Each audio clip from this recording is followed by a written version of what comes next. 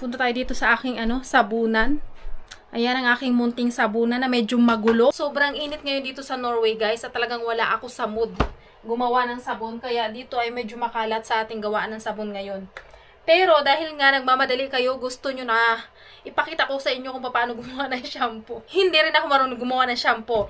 So, kailangan po mag-research, magtingin-tingin, magbasa ng ilang linggo.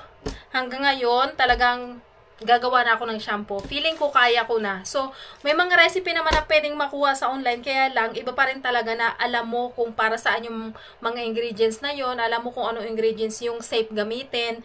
So, lahat muna, binasa ko yan. At kagabi nga, grabe, pati sa pagtulog ko guys, napapanaginipan ko. Gumagawa na ako ng shampoo. So, ayun na. Tara na, magsimula na tayong gumawa ng shampoo. Una, ipapakita ko muna sa inyo yung mga ingredients na gagamitin ko. So, ito na nga guys, yung ating mga kailangan sa paggawa ng ating sabon. Unang-una na dyan ang SLSA. Nahirapan akong makakuha nito guys kasi hindi sila nito nagtitinda dito sa Norway. So, binili ko pa ito sa Germany. Ayan, SLSA. Kailangan din natin ng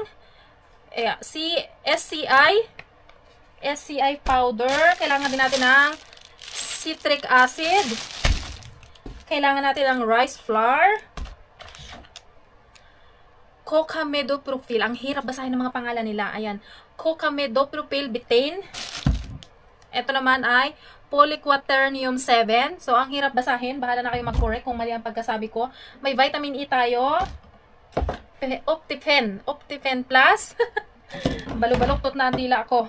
So, meron din tayong D-panthenol. Meron tayong Kiliamin. At meron tayong fragrance. Gagamit tayo ng fragrance. Meron din tayong French green clay. Jojoba oil. So, gagamit din tayo niyan. Ito, sa Canada ko pa binili kasi wala nitong nabibili dito sa Norway.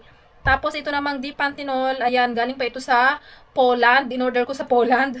At ito nga yung galing sa Germany. So, ayan na. So, mag-start na tayo guys. At i-ready ko na ang aking mask. Kailangan natin dito ng malalang mask. Hindi nito kaya ang basta-basta basta-bastang face mask lang. Kailangan pang malupitan. Ayan. Ito ang gagamitin nating face mask guys sa ating paggawa ng sabon dahil ang powder na ito at saka ang powder na ito hindi maganda pag ma-inhale natin. So, paano ko ba ito gagamitin?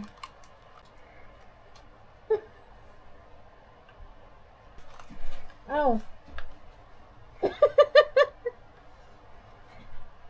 Mag-umpisa na tayo. Ang proseso ng paggawa ng shampoo bar, mas madali siya kaysa sa proseso ng paggawa ng sabon. Ang mahirap lang dito, yung pagkolekta ng mga ingredients kasi grabe ang hirap talaga nilang hanapin. Ang paggawa nito, para ka lang nagmamasa ng harina, para ka lang gagawa ng tinapay.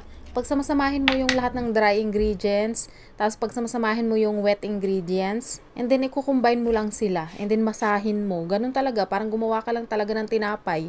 Sa unang batch na gagawin ko, syempre hindi ako gagawa ng marami. Kunti lang guys. Isang bar lang ito na 40 grams. Natatakot kasi ako na pag pumalpak, sayang yung ingredients kasi sobrang mahal ng mga sangkap nito. Ang tawag nga pala sa shampoo na ginagawa natin ngayon guys ay Sindet Shampoo Bar. Dalawang klase kasi yan. May mga ibang gumagawa ng shampoo bar na ang gamit nila ay soap base. Ibig sabihin, ang proseso ng paggawa ng shampoo nila ay katulad din ng proseso ng paggawa ng cold process soap. Katulad yung mga binibenta ko. Ang problema guys, sa soap base na shampoo bar, medyo mataas kasi ang pH level niyan. Kaya kung nasubukan nyo ng ipang shampoo yung sabon ko, mapapansin nyo magaral sa buhok. At ang hirap suklayin. Kaya kung gusto nyo gumamit ng soap-based shampoo bar, kailangan nyo maghanda ng bottle na spray. Lagyan nyo ng 50% na tubig at 50% na apple cider vinegar. Then pagkatapos nyo mag-shampoo, i-spray nyo yun para man-neutralize nya yung alkaline. Pero ang shampoo na ginagawa natin ngayon guys ay Sindet Shampoo Bar. At dito, hindi mo na kailangan mag-spray ng vinegar. Dahil ang shampoo na ito ay parehas lang ng shampoo na nabibili nyo sa tindahan, yun nga lang ito ay bar. Yun nga lang ang kagandahan, pag ikaw mismo ang gagawa ay makakapamili ka ng ingredients na alam mong safe. Marami kasing nabibili nating shampoo sa tindahan na gumagamit sila ng ingredients na hindi safe katulad ng SLS. Yun ay nakaka-harm sa ating anit at sa ating buhok. Kaya halip na SLS, ang ginamit natin dito ay SLSA at SCI. Yung dalawang surfactant na yon ay very gentle at talagang safe sa ating buhok. Bukod doon, ang isa pang advantage ng shampoo bar ay makakatulong ka sa inang kalikasan. Kasi dito, hindi naman tayo gagamit ng mga plastic bottles na pagkatapos ay pakalat-kalat na lang sa kanal. At isa pang advantage nito kung gala ka kasi hindi ka na mahihirapan magdala ng napakalaking mga bottle ng shampoo. Isang bar lang ng shampoo, pwede mo na yung i-share sa isang buong barangay, hindi yan mauubos. Kasi itong maliit na bar na ito, kaya niyan hanggang 80 ligo. O diba, san ka pa? So, ito na guys. Ito na yung ating ginawang shampoo bar. Ang bango niya. So, intayin lang natin na tumigas ito, din ite-test natin yung ladder. Oh, excited ako. First time ko gumawa ng shampoo bar. Sa susunod guys, bar conditioner naman ang gagawin natin.